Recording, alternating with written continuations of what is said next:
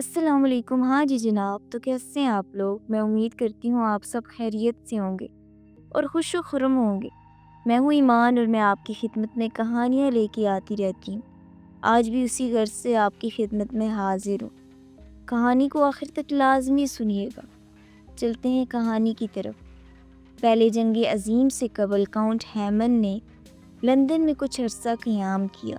وہ ایسے مکان کی تلاش میں تھا جو لندن کے شہر سے دور، خاموش اور پرسکون جگہ پر ہو۔ چنانچہ مرکزی لندن میں ایک ایسا مکان بالآخر اسے نظر آ ہی گیا۔ یہ درختوں سے گھری ہوئی سوا دیواروں کی ایک عظیم عمارت تھی، تقریباً 2 سال پرانی، جس کے گرد و پیش خاصا گہرا سناٹا پھیلا ہوا تھا۔ ایسا معلوم ہوتا مکان مدت سے خالی پڑا ہے۔ کاؤنٹ ہیمن کو یہ مکان پسند آیا، مگر سوال یہ تھا کہ اسے کرائے پر کیوں کر حاصل کیا جائے۔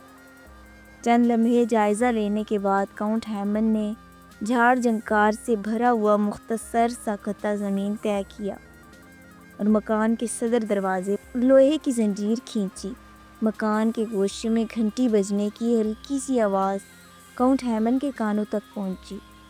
چند لمحے بعد لکڑی کا دروازہ کھلا اور ایک بہت بوڑھا شخص کھڑا دکھائی دیا۔ اس کے کپڑے خاص سے پرانے اور بوسیدہ تھے، الجھی ہوئی سفید داڑھی۔ کاؤنٹ ہیمن نے تگ و دو کر کے مکان کرائے پر لے لیا اور چابی بوڑھے مالک مکان سے حاصل کر لی۔ اس کا ارادہ مکان کو اپنی مرضی کے مطابق راستہ کرنا تھا۔ دیواروں پر کہیں کہیں گہری تہیں جم گئی تھیں۔ جب مکان کی اونچی چمنیوں کے سوراخوں میں سے تیز ہوا نکلتی، سیٹیاں بجتی، کاؤنٹ نے خیال کیا شاید یہی آوازیں ہیں جو مکان کے مکینوں کو آسیب اور بھوت بن کر ڈراتی ہیں۔ عمارت کی تمام راہداریاں زینوں پر آمد و غلام گردش ہوں۔ کاؤنٹ ہیمن وہاں آنے لگا تھا تو اس بوڑھے نے کہا تھا کہ کوئی مکان خالی نہیں ہے۔ اتنے میں ایک دبلی پتلی عورت آئی اور اس نے کہا کہ یہ مکان کہا جاتا ہے کہ جنات یہاں رہتے ہیں۔ میں نے کتنی بار اپنے شوہر سے کہا مگر اسے سنائی نہیں دیتا، تو یہ یہاں سے نکلنے کا نام ہی نہیں لیتا۔ کتنی بار، اور اگر میں یہاں سے ابھی نہ نکلی تو میرا جنازہ ہی یہاں سے نکلے گا، تم یہاں نہیں رہ سکو گے۔ میں نے پھر بھی وہ گھر لے لیا۔ کمرے میں کوئی فرنیچر نہیں تھا، بجھے ہوئے آتش دان، راکھ کا ڈھیر لگا ہوا تھا اور قریب ہی لوہے کی وہ سلاخ پڑی تھی جس سے کبھی انگارے بھڑکانے یا راکھ کریدنے کا کام لیا جاتا ہوگا۔ کاؤنٹ ہیمن جب کمرے میں داخل ہوا ایک یخ ہوا اس تک پہنچی۔ آہستہ آہستہ اس کے جسم کا ایک ایک رونگٹا کھڑا ہونا شروع ہو گیا۔ اسے احساس ہوا کہ کمرے کی فضا میں کوئی اور بھی موجود ہے۔ وہ گھبرا کر جلدی سے باہر نکل آیا اور باہر نکلتے ہی دروازہ بند کر کے مقفل کر دیا۔ تھوڑی دیر تک کاؤنٹ ہیمن پر خوف کی یہ کیفیت طاری رہی، پھر اسے ایک نفسیاتی اثر سمجھ کر نظر انداز کر دیا۔ پوری عمارت کی سجاوٹ اور مرمت کے لیے ایک مدت درکار تھی۔ کاؤنٹ نے رہنے کے لیے چند کمرے ٹھیک ٹھاک کرانے کا فیصلہ کیا، چنانچہ متعلقہ افراد کو بلا کر ایک کام سونپ دیا۔ چند دن کے اندر اندر 2 کمرے سامان، آرائش و زیبائش سے تکمیل پا کر تیار ہو گئے اور کاؤنٹ ہیمن اپنے سیکریٹری کے ساتھ ان کمروں میں منتقل ہو گیا۔ اس کا نام تھا پریکنس۔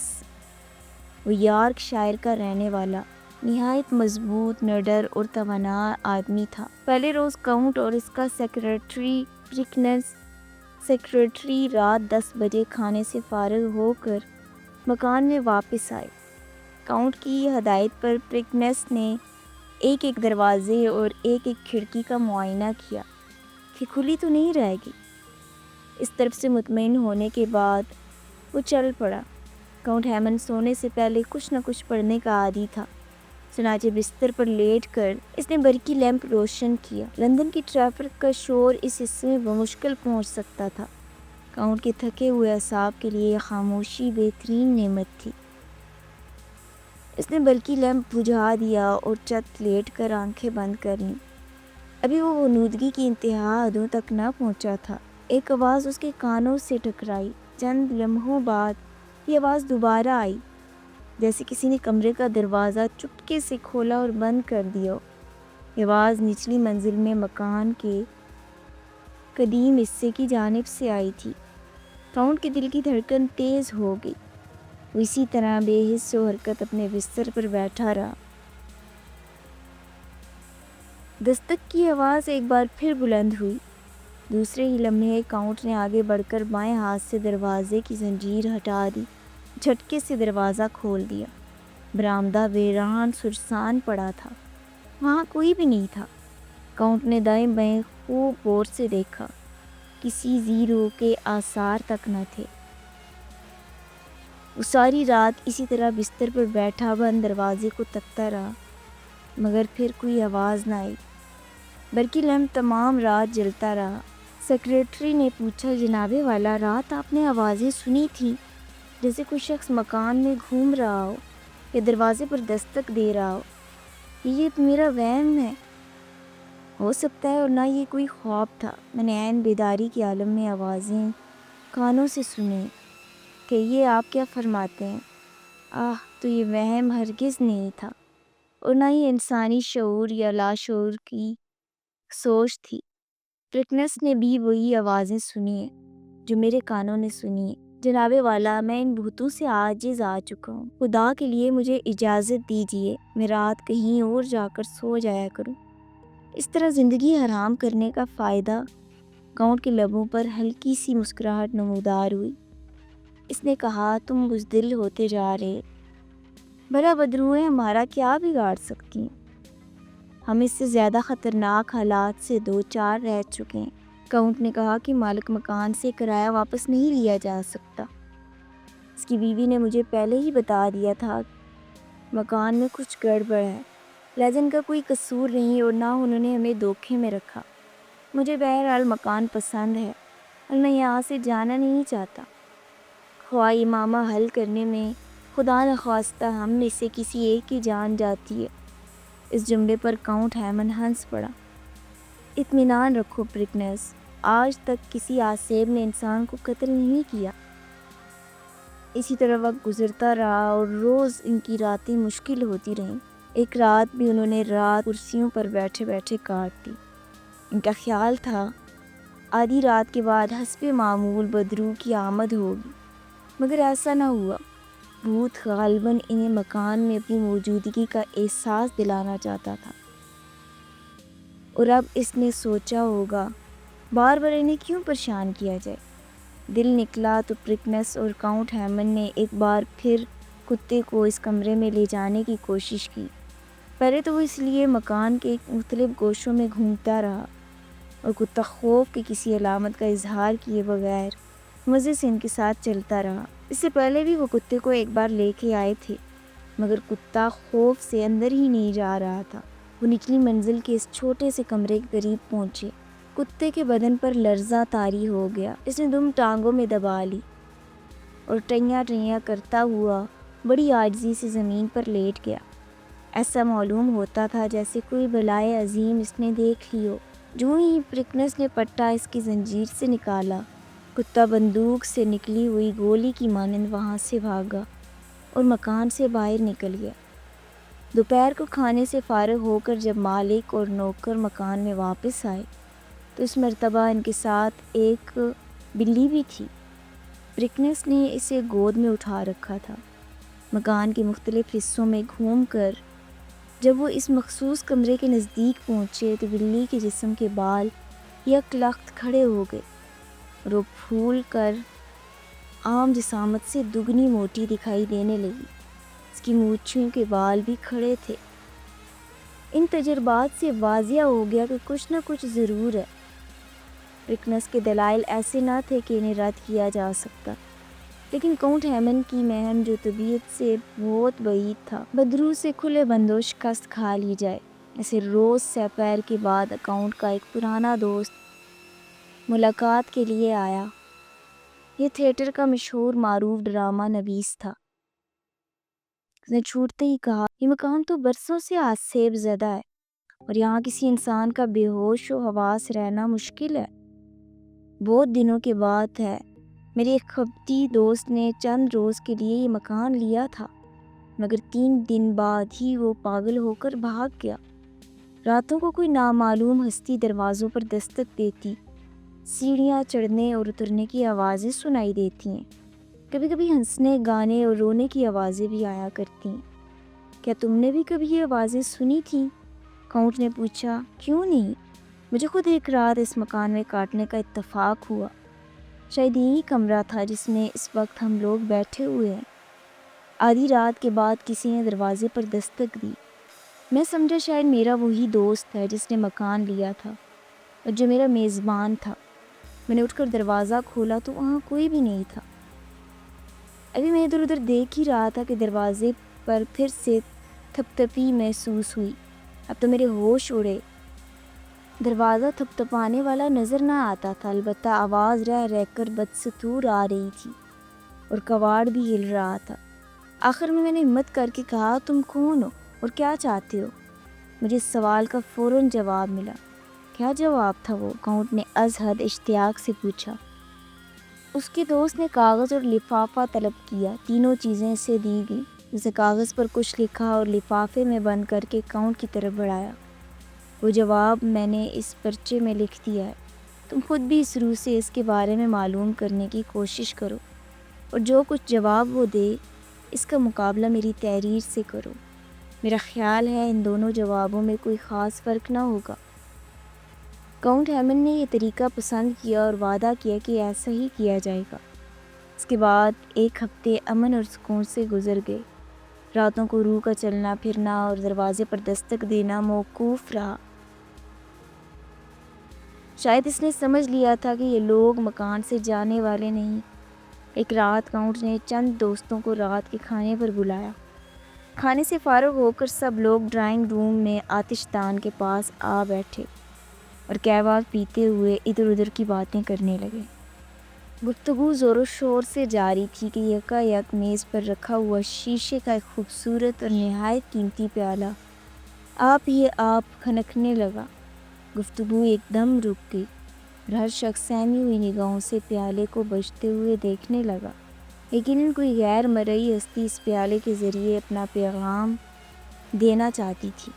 کاؤنٹ ہیمن نے دوستوں سے کہا، برائے کرم سب لوگ کسی خوف کے بغیر اس طرح بیٹھے رہیں۔ یہ ہمارے ایک دوست کی روح ہے جو اس مکان میں ہمارے ساتھ رہتی ہے اور وہ غالباً کچھ کہنے کے موڈ میں ہے۔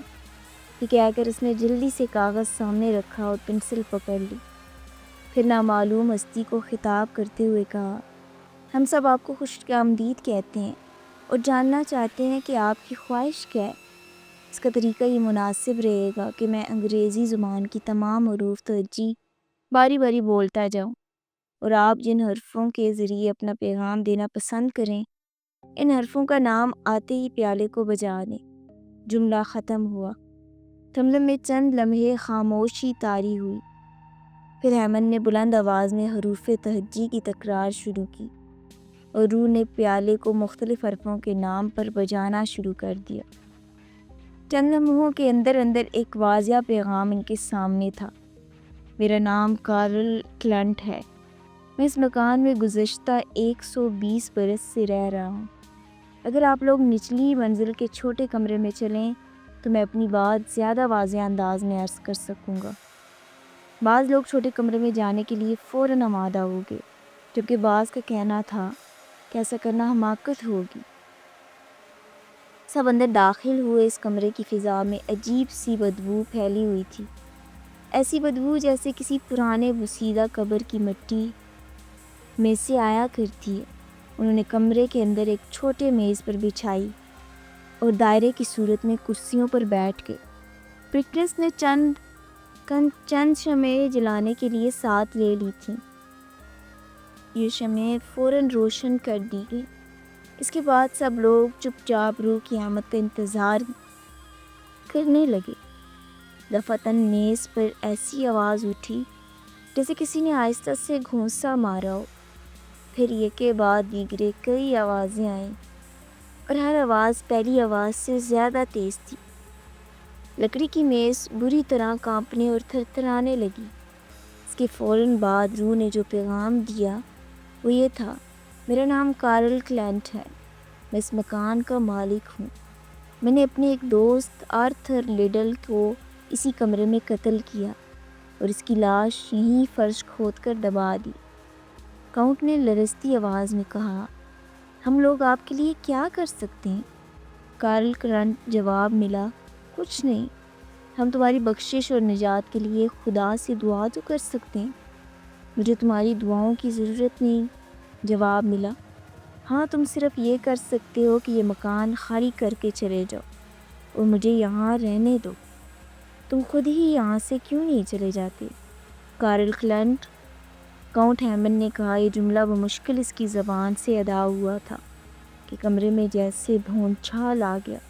میز الٹ گئی، دیواریں لرزنے لگیں۔ دہشت طاری کے سب بے تحاشا گرتے پڑتے وہاں سے بھاگے اور ڈرائنگ روم میں آ کر دم لیا۔ دوستوں کو رخصت کر دینے کے بعد کاؤنٹ ہیمن نے اپنے دوست کا دیا ہوا لفافہ چاک کر کے کاغذ نکالا اور اسے پڑھا۔ اس پر جو الفاظ درج تھے ان میں اور روح کے موجودہ پیغام میں ایک حرف کا بھی فرق نہ تھا۔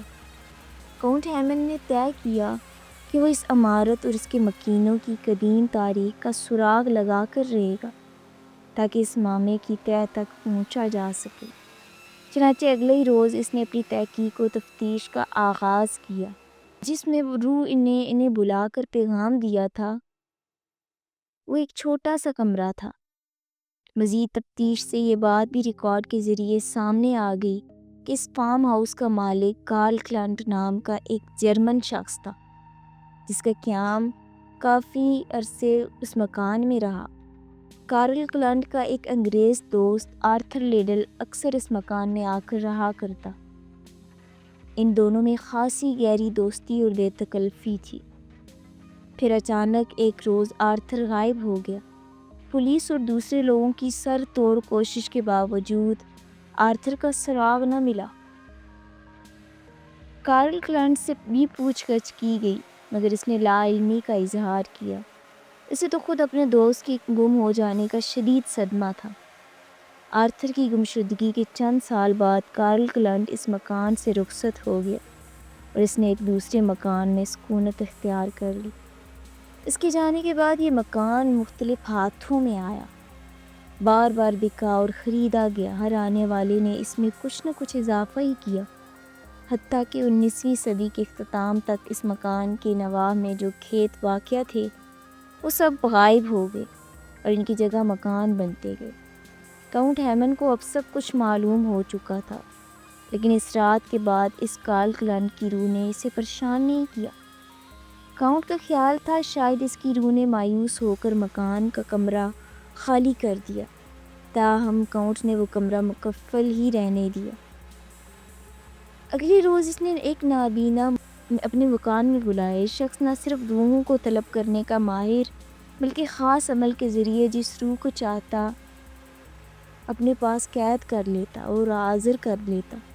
نابینا عامل نے پراسرار روح کی طلبی کا عمل ڈرائنگ روم میں کرنے کا فیصلہ کیا۔ کاؤنٹ نے اپنے خاص دوستوں کو بھی اس عمل میں شرکت کے لیے بلوایا تھا۔ سب لوگ ایک گول میز کے گرد دائرے کی صورت میں بیٹھ گئے۔ عمل شروع کیے 15-20 منٹ گزرے ہوں گے کہ نچلی منزل کے ایک کمرے کا دروازہ کھلنے کی آواز آئی، پھر قدموں کی آواز جو نزدیک آتی گئی۔ اس کے بعد جیسے کوئی سیڑھیاں چڑھتا ہے، یہ آواز ڈرائنگ روم کے دروازے کے پاس پہنچ گئی۔ پھر دروازہ آپ ہی آپ کھل گیا اور سرد ہوا کا ایک جھونکا اندر آیا۔ میز کے گرد بیٹھے ہوئے افراد کے بدن میں جیسے سوئیاں سی چبھنے لگیں۔ کمرے میں پھیلی ہوئی مدھم روشنی میں لوگوں نے دیکھا کہ دروازے کے قریب دھوئیں کا ایک ستون سا بن رہا تھا۔ دیکھتے ہی دیکھتے یہ دھواں اور گہرا ہو گیا، پھر یہ دھواں سمٹ کر ایک انسانی سائے کی خد و خال بنانے لگا۔ پہلے سر دکھائی دیا، پھر کندھے، اس کے بعد ہاتھ، آہستہ آہستہ سب کچھ۔ کوئی شخص میرے لیے کچھ نہیں کر سکتا، روح نے جواب دیا۔ شاید تمہاری روح کو چین نہیں مل سکا۔ اگر ایسا ہوتا تو یوں بھٹکتے نہ پھرتے اور ہم لوگوں کے آرام اور سکون میں خلل انداز نہ ہوتا۔ خواہ کچھ بھی ہو، میں یہاں سے ہرگز نہیں جا سکتا۔ جس رات مرا ہوں اس رات سے لے کر اب تک اسی مکان میں ہوں۔ اچھا یہ بتاؤ، تم نے اپنے دوست آرتھر لیڈل کو کیوں قتل کیا؟ جن دنوں میں زندہ تھا اور اس مکان میں رہتا تھا تو یہیں مجھے ایک عورت سے محبت ہو گئی۔ میں اسے اپنی جان سے زیادہ چاہتا۔ ابھی ہماری شادی نہ ہو پائی تھی کہ میرا دوست آرتھر لیڈل ہمارے درمیان آ کودا۔ وہ دوست تو میرا تھا، لیکن آہستہ آہستہ اس نے اس لڑکی پر ڈورے ڈالنا شروع کر دیے۔ یہاں تک کہا کہ اگر وہ اس کے ساتھ بھاگ چلے تو وہ اپنی تمام دولت اسی کو دے گا۔ آرتھر کے مقابلے میں میں ایک غریب اور معمولی کسان تھا، لیکن وہ بھی مجھے چاہتی تھی۔ چنانچہ اس نے سب باتیں مجھے بتا دیں۔ میں نے آرتھر سے تعلقات منقطع کر لیے، لیکن ایک رات وہ میری غیر حاضری میں اس مکان پر آیا اور اس نے جسے میں محبت کرتا تھا اس پر دست درازی کرنے کا ارادہ کیا۔ اس نے بڑی مشکل سے اپنی عزت بچائی۔ اتنے میں بھی پہنچ گیا، اور جب مجھے اس کے کرتوت کا علم ہوا میں غصے سے پاگل ہو گیا۔ میں نے اپنی کھلاڑی اٹھائی اور آرتھر کا سر قلم کر دیا۔ اسے دفن کرنے سے پہلے میں نے گڑھے میں چونے کی خاصی بڑی مقدار بھی بھر دی تاکہ لاش جلد گھل سڑ جائے، اور ایسا ہی ہوا۔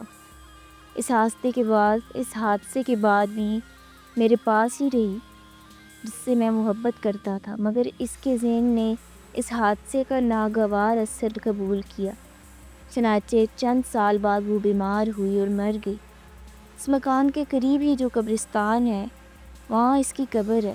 ایک مردانہ چہرہ جس کی آنکھیں بے نور حلقوں میں دھنسی ہوئی تھیں، تھوڑی پر گھنی داڑھی، سر کے بال سرخ، ناک بڑی اور کس قدر خمدار، ہونٹ پتلے۔ یہ ایک ایسے شخص کا چہرہ تھا جس کی عمر 45 اور 50 کے درمیان تھی۔ یہ شکل نمایاں ہوئی۔ تم کون ہو؟ نابینا عامل کی آواز کمرے کے سناٹے میں گونجی۔ روح نے جو اب انسانی شکل و صورت میں ظاہر ہو گئی تھی جواب دینے کے لیے اپنے ہونٹوں کو جنبش دی، مگر کوئی آواز سنائی نہ دی۔ نابینا نے ایک بار پھر اپنا سوال اور بلند آواز میں دہرایا۔ رات کے چہرے پر کرب اور اذیت کے آثار نمودار ہوئے۔ یہ سب میرے دوست ہیں اور میں اس مکان کا کرایہ دار ہوں، کاؤنٹ نے جواب دیا۔ ہم سب تمہاری مدد کرنا چاہتے ہیں۔ کیا تم اپنے بارے میں ہمیں کچھ بتاؤ گے؟ کارل کلین کی روح نے گھور کر کاؤنٹ ہیمن کو دیکھا اور پھر آواز آئی، میں تمہیں اپنا نام بتا چکا ہوں۔ جہاں تک مجھے یاد پڑتا ہے میں اس مکان میں گزشتہ 120 برس سے رہ رہا ہوں اور کبھی کسی نے مجھے پریشان نہ کیا۔ میں نہیں جانتا کتنی طویل مدت تک یہاں رہوں گا۔ وقت تم لوگوں کے لیے کوئی اہمیت رکھتا ہوگا، میرے لیے ہرگز نہیں۔ وقت ہرگز نہیں بدلتا اور نہ ختم ہوتا ہے۔ البتہ انسان بدل جاتے ہیں اور انسان فانی بھی ہیں۔ تم لوگ یہ بتاؤ میرے مکان کس لیے آئے ہو؟ دراصل اب میری کوشش ہے کہ کسی نہ کسی صورت میں تمہارے لیے کچھ نہ کچھ کروں۔ تمہاری جس سے محبت تھی اس کے مرنے کے بعد تم نے کیا کیا؟ پھر میں کیا کرتا؟ یہاں میری دلچسپی کا کوئی سامان نہ تھا۔ چنانچہ میں اپنے وطن جرمنی چلا گیا، مگر وہ مجھے یاد آتی رہی۔ میری زندگی سے سکون آرام ختم کر دیا تھا، لہٰذا ایک رات میں نے خودکشی کر کے اپنی زندگی ختم کر ڈالی، اور ایک روز آپ کو اس مکان کی نچلی منزل کے چھوٹے کمرے میں پایا۔ اس وقت سے لے کر اب تک میں یہی ہوں۔ میری روح کو اس مکان میں سکون ملتا ہے، لہٰذا میرے یہاں سے جانے کا سوال ہی پیدا نہیں ہوتا۔ کارل کلین، چونکہ تم نے قتل کا بہت بڑا گناہ کیا ہے، اس لیے تمہاری روح پر یہ عذاب ہو رہا ہے۔ تمہیں سکون، ابدی سکون کی ضرورت ہے۔ بتاؤ ہم تمہارے لیے کیا کر سکتے ہیں؟ میں کہہ چکا ہوں تم لوگ میرے لیے کچھ نہیں کر سکتے۔ اس روح ہے میری جس سے محبت ہے، اس کی روح ہے، اسے ہمیشہ مکفل رہنے دو۔ نہ وہاں خود جاؤ نہ کسی کو جانے دو۔ وہاں ایک میز اور 2 کرسیاں ضرور رکھوا دو، بس اور کچھ نہیں۔ میں پھر تنبیہ کرتا ہوں کہ سورج غروب ہونے کے بعد اس کمرے میں کوئی شخص داخل ہونے کی جرات نہ کرے۔ میں تمہاری خوشیوں میں حارج نہیں ہوں گا۔ باقی تمام مکان اس کمرے کے سوا تمہارا ہے۔ اور یوں پراسرار ڈرامہ ختم ہوا۔ کاؤنٹ نے وعدہ کیا کہ اس کمرے میں کوئی نہ جائے گا۔ اس نے اگلے ہی روز 2 کرسیاں اور ایک میز وہاں رکھوا دی اور دروازہ ہمیشہ کے لیے مقفل کر دیا۔ وقت گزرتا چلا گیا، مہینے برسوں میں بدل گئے۔ پھر کارل کلن کی روح نے کاؤنٹ ہیمن اور اس کے گھر والوں کو تنگ نہ کیا۔ روح کے کمرے میں تاریکی اور خاموشی کے سوا کچھ نہ تھا۔ کئی برس بعد کاؤنٹ نے یہ مکان چھوڑ کر دوسری جگہ جانے کا فیصلہ کیا، مگر وہ چاہتا تھا کہ اپنے اس فیصلے سے کارل کلن کی روح کو ضرور آگاہ کرے۔ چنانچہ ایک رات اس نے پھر نابینا عمل کے ذریعے روح کو مجسم شکل میں طلب کیا۔ جب دھوئیں نے انسانی سائے کی صورت اختیار کر لی تو کاؤنٹ ہیمن نے کہا، کارل کلن، میں نے تمہیں یہ بتانے کے لیے یہاں آنے کی زحمت دی ہے کہ ہم لوگ عنقریب یہ مکان خالی کر رہے ہیں۔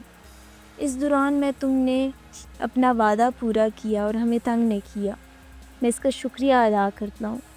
کاش کوئی طریقہ ایسا ہوتا جس سے ہم تمہاری روح کو شادماں کر سکتے۔ کاؤنٹ ہیمن کا بیان ہے کہ یہ سن کر کارل کی روح چند لمحوں خاموش رہی۔ پھر اس نے آہستہ آہستہ کہنا شروع کیا، تم یہاں سے جا رہے ہو۔ پہلے میری خواہش تھی کہ تم یہاں سے چلے جاؤ، مگر اب میں چاہتا ہوں تم یہیں رہو۔ تمہارے یہاں رہنے سے مجھے سکون ہے۔ تم چلے جاؤ گے اور تمہاری جگہ جو کوئی اور آئے گا تو وہ مجھے تنگ کرے گا۔ نہیں نہیں، تم نہ جاؤ۔ اچھا جاؤ، کاش میں بھی تمہارے ساتھ نئے مکان میں جا سکتا۔ کارل کی روح نے یہ الفاظ کہے تو کاؤنٹ اور کمرے میں موجود سبھی لوگ بے حد حیران ہوئے۔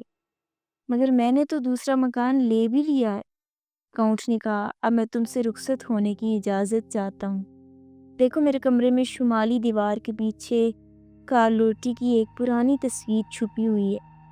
روح نے کہا، میری خواہش ہے تم یہ تصویر اپنے ساتھ لے جاؤ اور نئے مکان کے اس کمرے میں لگا لو جہاں تم رہنا پسند کرتے ہو۔ کاؤنٹ ہیمن نے ایک بار پھر روح کے کمرے کا تالا کھولا اور شمالی دیوار کو دیکھا تو پھر دیکھا بالا تو پردے کے پیچھے سے ایک پرانی قلمی تصویر برآمد ہوئی جس پر گرد چڑھی ہوئی تھی۔ گرد صاف کی گئی تو ایک خوبصورت جوان سال عورت کے خد و خال ابھر آئے۔ کاؤنٹ نے یہ تصویر بغل میں دبائی اور کمرہ مقفل کیا اور کارل کی روح کو الوداعی سلام کر کے اس مکان سے رخصت ہو گیا۔